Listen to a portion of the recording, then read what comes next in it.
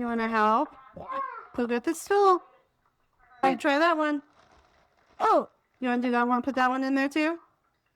Go ahead. I'm going to push it down. Now watch your hand for a minute, but I don't want to hurt you.